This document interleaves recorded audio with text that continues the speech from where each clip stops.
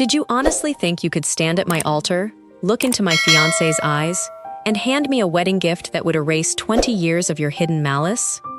Envy is a heavy burden to carry, especially when it disguises itself as a childhood friendship for decades.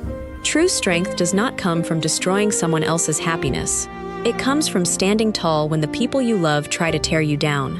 Before we get into this story, I want to check in on all of you. How are you doing today? Where are you watching this from? And how is the weather in your part of the world right now? Please let me know in the comments section below. My name is Maya Vance. This is the story of how I went from a humiliated bride standing in a fractured room to a woman who reclaimed her life, standing calmly in front of hundreds of guests while the person who tried to destroy me was completely exposed for her own lies. If you believe that the truth always comes to light and that true friendship cannot be faked, please take a second to like this video, subscribe to our channel, and share it with your friends. Your support helps us tell these deep human stories. But let me start from the beginning. I was 24 years old when my life seemed to align perfectly. Back then, I possessed an innocent hope and a deep faith in the people around me. I believed that childhood bonds were sacred and unbreakable, and that if you loved someone purely, they would always love you back. My biggest flaw was my complete inability to see malice in others. I always excused bad behavior as mere stress or insecurity, constantly shifting my own boundaries to keep the peace. I gave my trust entirely to my childhood best friend, Hannah. I never realized that she had spent our entire lives feeling second best to me in beauty, popularity, and family life, allowing an old teenage crush to spark a deep, bitter obsession. Weeks before the wedding, Hannah returned to my life and gave me a beautiful, vintage silver locket, claiming it was a symbol of our renewed bond. I wore it gladly, completely unaware that the jewelry contained a hidden digital audio transmitter that allowed her to monitor every private conversation I had with my fiancé. The audience watching this already knows the depth of her deception, but I remained completely blind, trusting her as my maid of honor while she compiled records to ruin me. The countdown was already running, with our wedding ceremony scheduled to begin in exactly 3 hours. The final devastation hit me when I picked up Hannah's personal tablet in the bridal suite to check the time and saw an active livestream link scheduled to broadcast to our entire corporate and social network. A broadcast designed to publicize a completely fabricated scandal and destroy my life on my wedding. Hannah and I lived next door to each other since we were 5 years old. Our houses looked identical from the outside, but the environments inside were completely different. My parents were affectionate and celebrated every small achievement I made, whether it was a passing grade or a simple drawing. Hannah's parents were rigid and demanding. They viewed life as a constant competition, and unfortunately for Hannah, they used me as the standard she had to meet. Every time I won a school award or got selected for a local youth program, her mother would ask her why she could not achieve the same results. I did not realize it at the time, but my very existence was a constant source of emotional pressure for her. I thought we were a team, but she was already viewing me as an adversary. We shared everything throughout high school and college. We had a formal pact that whoever got married first would have the other stand beside her as her maid of honor. When I met Eric during our senior year of university, Hannah was the first person I told. Eric was kind, steady, and smart. He did not come from immense wealth, but he possessed a drive that I deeply admired. Hannah also developed a crush on him back then, which she admitted to me during a late-night conversation in our dorm room. When Eric eventually asked me out instead of her, I felt incredibly guilty. I offered to step back from him if it hurt her, but she laughed it off. She hugged me and told me that her feelings were just a passing phase and that she only wanted my happiness. I believed her completely, letting my guard down entirely. That was my first major mistake. I started including her in every single aspect of my relationship with Eric. She joined us for weekend dinners, helped Eric plan my birthday surprises, and knew the access codes to our shared digital photo albums. I thought I was being a supportive friend by keeping her included, but I was actually giving her complete access to my personal life. Around this time, subtle things began to go wrong in my professional career. A major corporate marketing project I had spent months preparing suddenly disappeared from my office computer right before the final presentation, forcing me to present from memory. The resulting confusion cost me a promotion I had worked toward for 2 years. Hannah was the only person who had stayed late with me in the office the night before, helping me organize my files. When I lost the promotion, she held me while I cried and told me that the company did not deserve my talent. I never suspected her until a few months later, right after Eric proposed to me. We held a small engagement dinner at my parents' house to celebrate. Hannah volunteered to manage the guest list and coordinate directly with the caterers. During the dinner, Eric's sister, Clara, pulled me aside into the kitchen. Clara looked deeply uncomfortable. She told me that she had walked past the guest bathroom and overheard Hannah speaking to someone on the phone in a harsh whisper. Hannah was telling the person on the line that my engagement was a pathetic joke and that she was going to ensure my wedding became a day everyone would remember for the wrong reasons. When Clara confronted her upon leaving the bathroom, Hannah claimed she was just venting about a stressful corporate project and that Clara had completely misunderstood the context. I chose to believe Hannah over Clara, assuming Eric's sister was simply being overprotective. I defended Hannah and told Clara that she was misjudging a lifelong bond. That evening, I sat with Hannah on the back porch, showing her my ring and telling her how much I relied on her support for the upcoming ceremony. The cold, blank look in her eyes when she congratulated me should have warned me, but I ignored my growing unease. I was completely blind to the fact that she had already started taking active steps to systematically dismantle my reputation from the inside out. The true point of no return happened 3 weeks before the wedding. My mother was suddenly hospitalized with a severe case of pneumonia, leaving her entirely unable to help me manage the final wedding logistics. I was completely overwhelmed, balancing my demanding corporate job, daily hospital visits, and urgent vendor meetings.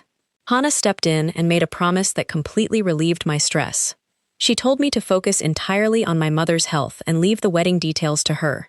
She offered to handle the final payments, coordinate with the venue managers, and manage the guest seating charts.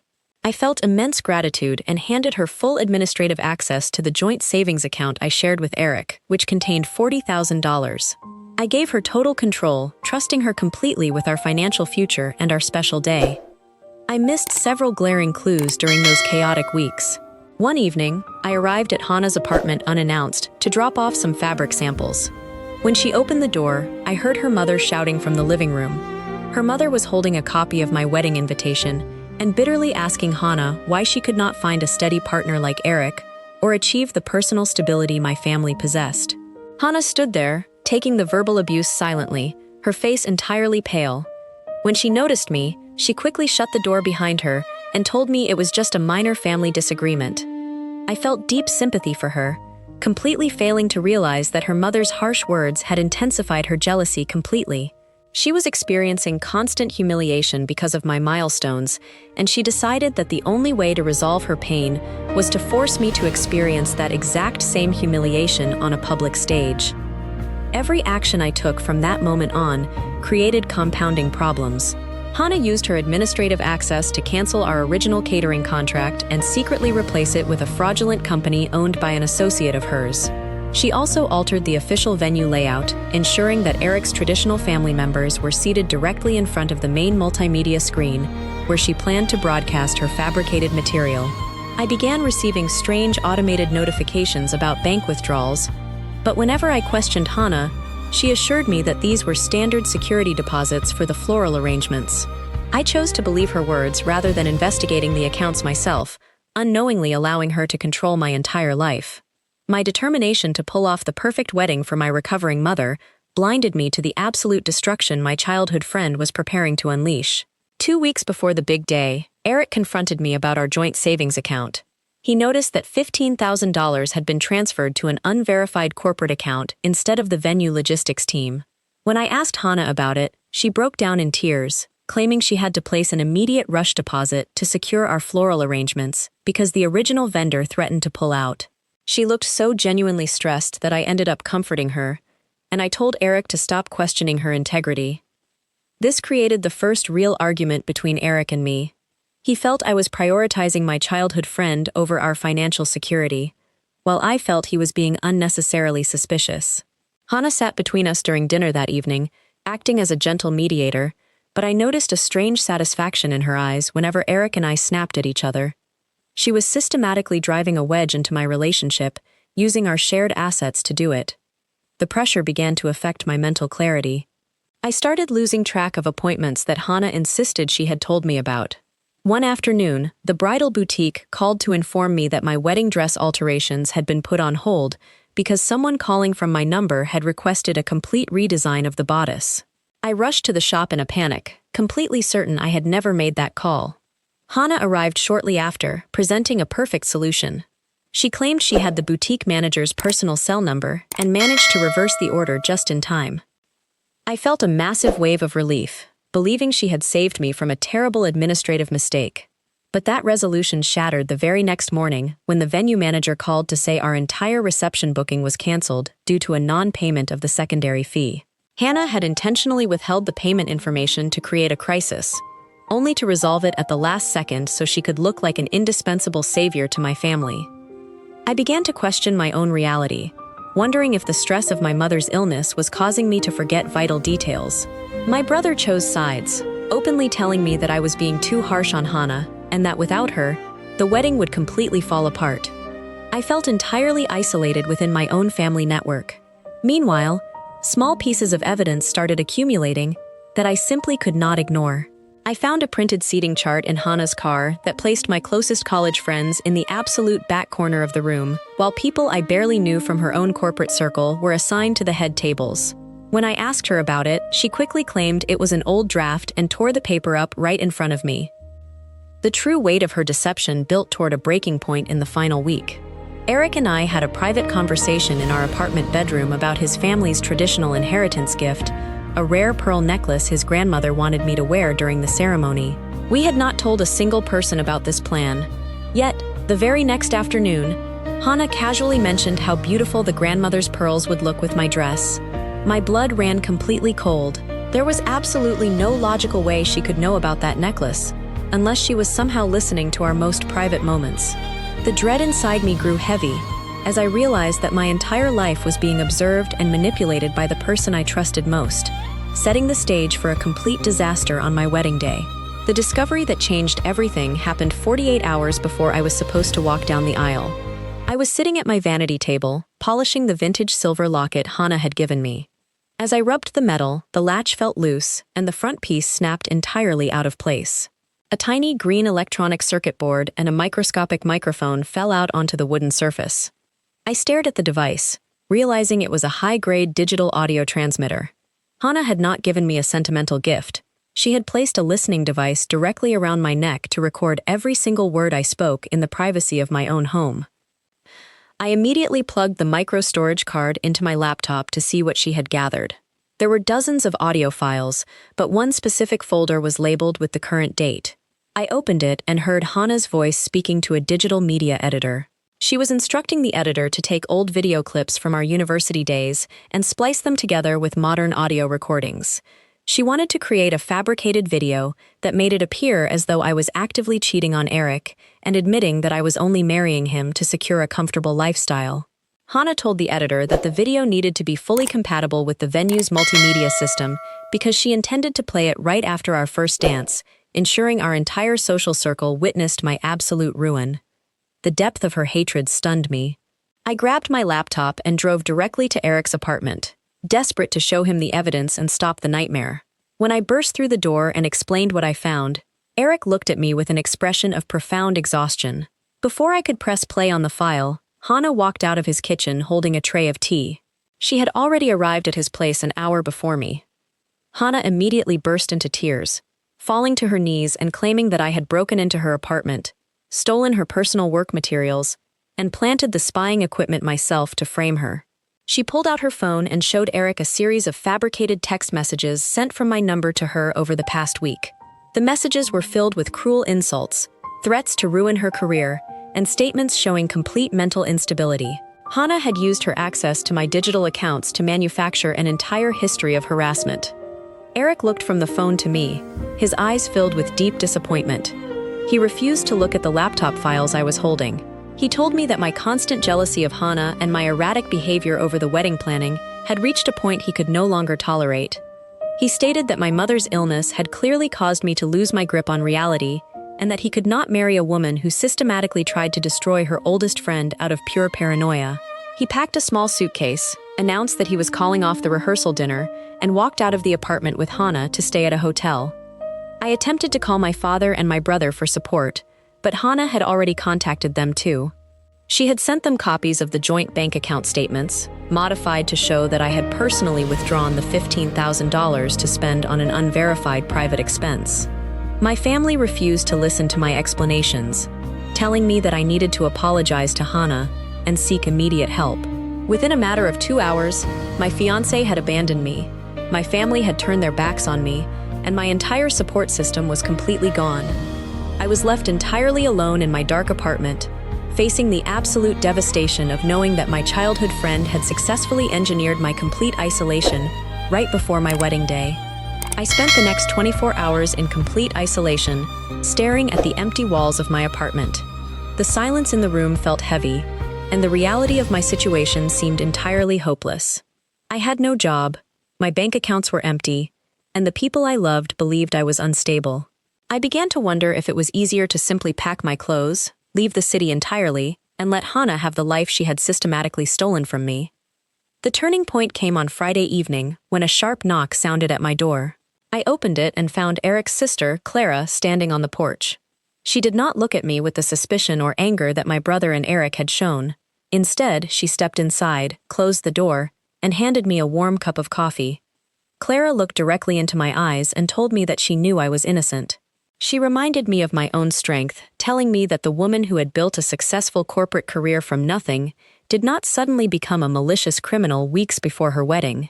Her belief in my integrity was the first pocket of hope I had felt in days, and it made me realize that my worth was not defined by Hannah's lies. Clara had not just come to comfort me, she had been actively working to uncover the truth. Because she never trusted Hannah, Clara had hired a private digital forensic investigator to trace the origins of the harassing text messages and the fraudulent bank transfers. She handed me a printed folder containing a comprehensive digital report. The investigator had successfully traced the IP address used to send the fabricated messages and authorized the $15,000 transfer. The location data did not point to my device at all.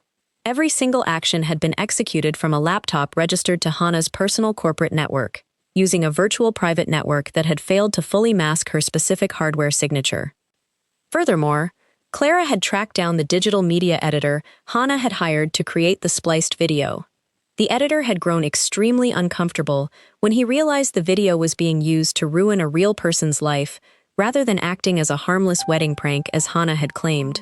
The folder contained a signed statement from the editor, along with a flash drive containing the original, unedited audio files that Hannah had recorded through the locket, proving that Eric and I had been completely faithful and that Hannah had manipulated the recordings out of context. An impossible choice stood directly in front of me. The wedding ceremony was scheduled to take place at the Grand Municipal Hall in exactly 14 hours. Clara told me that we could take this evidence to the police immediately to launch a formal fraud investigation, but the legal process would take weeks to resolve. By then, the wedding date would pass. Hannah would likely convince Eric to marry her in a private ceremony to avoid a public scandal, and my family would permanently remember me as a broken woman who ruined her own life. The alternative option was terrifying. I could choose to remain a victim, accept the narrative Hannah had created, and hide away in shame while she took my place at the altar. Or, I could choose to walk directly into that wedding venue tomorrow afternoon, completely uninvited, stand in front of hundreds of corporate and family guests, and publicly expose the entire deception. Going to the venue meant risking absolute public humiliation if the multimedia system failed to play my files, and it meant confronting the people who had abandoned me when I was at my lowest point. I looked at the digital report in my hands, felt the rising determination in my chest, and decided that I would not remain a victim. I chose to face the fire, stand in my truth, and rewrite the narrative on my own terms. The next morning, the destruction of my life accelerated. I received an urgent email from the Human Resources Department of my corporate office. Hannah had forwarded the fabricated text messages and the altered financial records directly to my regional director.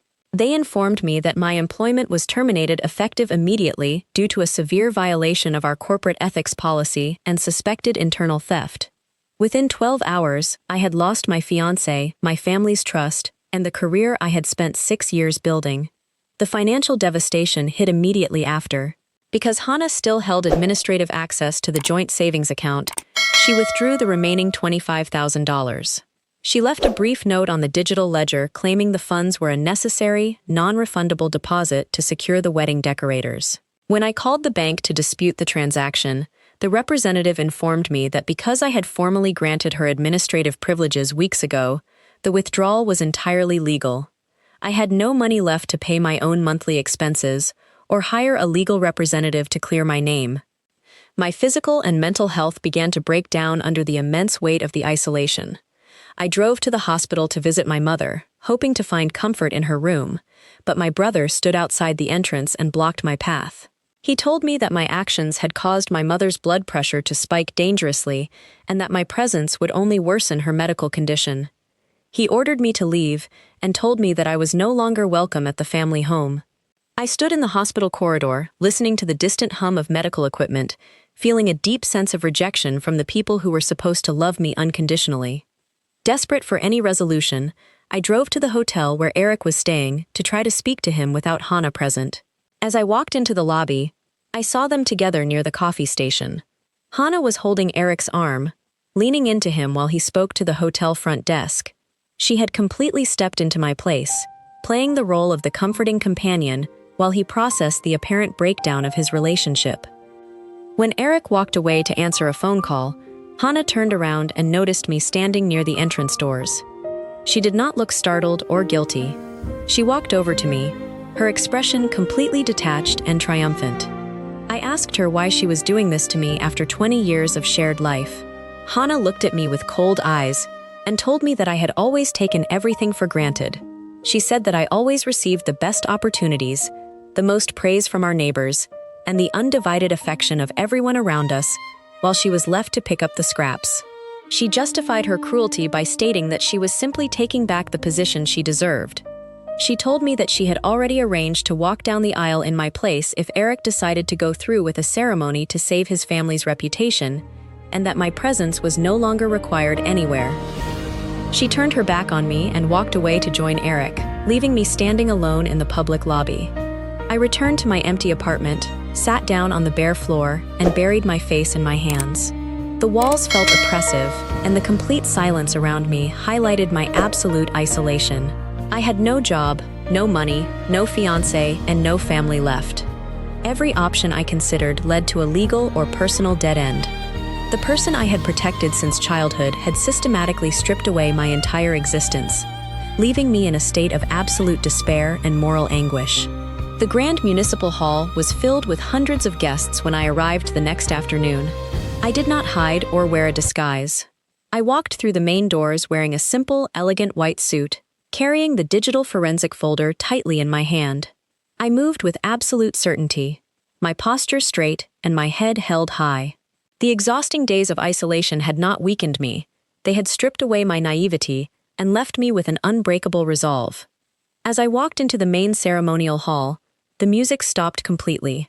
Guests turned in their seats, whispering in confusion as they recognized me. At the front of the altar, Eric stood looking pale and anxious, dressed in his wedding tuxedo. Standing right beside him, wearing a white gown, was Hannah. She had successfully convinced everyone that she was stepping in to save his family from public embarrassment. When she saw me walking down the center aisle, the triumphant smile froze on her face. Her hands began to tremble against her bouquet, and her eyes widened in absolute shock. She had assumed I was completely broken and too ashamed to ever show my face again. My brother stepped into the aisle to block my path, his face filled with anger. He told me to leave before I caused a scene and further embarrassed our recovering mother. I did not argue with him. I simply handed him the top page of the digital forensic report, which detailed the exact IP addresses and hardware signatures Hannah used to transfer the funds and frame me. He glanced down at the official document, and I watched the anger drain from his face, replaced by total bewilderment. He stepped aside, completely stunned by the data. I walked directly to the front multimedia desk where the technical coordinator managed the large display screens. Clara was already standing there, having used her family access to ensure the system was ready. I handed the coordinator the flash drive containing the forensic files and the signed statement from the digital media editor. Before Hannah's security guards could react, Clara pressed the master control switch, overriding the scheduled wedding slideshow. The massive display screens at the front of the hall illuminated instantly. Instead of childhood photographs, the screens displayed the comprehensive forensic analysis, explicitly proving that every single harassing text message and fraudulent bank transfer originated directly from Hannah's personal corporate network. Right after the documents appeared, the audio system broadcasted the unedited recordings captured by the locket Hannah gave me. The entire room listened to Hannah's actual voice, instructing the media editor to splice the clips together to manufacture a fake scandal. The truth bomb was absolute and undeniable. The guests began whispering loudly, their glares turning instantly toward Hannah. Her own mother, who sat in the front row and had constantly pressured her to match my success, buried her face in her hands in deep shame. Hannah attempted to shout that the evidence was a fake fabrication, but her voice cracked under the weight of her own exposure. She stood before her corporate peers, her family, and our entire social circle, completely humiliated by the revelation of her own malice and obsession. Eric stared at the screens, then turned to look at Hannah with an expression of profound disgust. He slipped his ring off his finger and stepped far away from her, realizing how completely he had been manipulated into abandoning the woman he loved. He tried to move toward me to apologize, but I stood my ground, maintaining my distance. My triumph in that moment was not about winning him back or saving a wedding. It was the cathartic release of proving my absolute innocence and watching the system of deception completely collapse under the weight of the truth. Justice was served publicly, and my worth as a woman of integrity was fully restored before everyone who had doubted me. The fallout from that afternoon reverberated through our entire social and professional circle for months. The grand wedding ceremony was permanently halted, but the true unmasking of Hannah's web of lies had only just begun.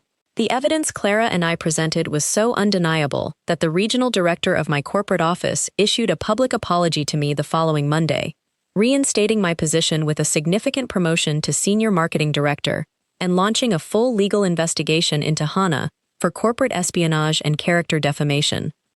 Hannah's life collapsed with dizzying speed. The corporate network she had worked so desperately to impress completely abandoned her.